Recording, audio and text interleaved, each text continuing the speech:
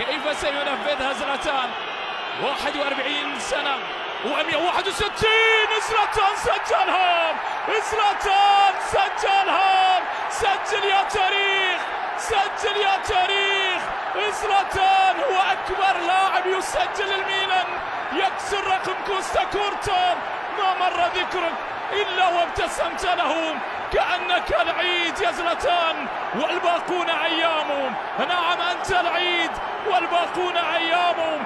زلاتان يسجل وزلاتان يؤكد بأنه في سن 18 وبخبرة 22 سنة، بخبرة 22 سنة، ليس في سن 40 بل 41.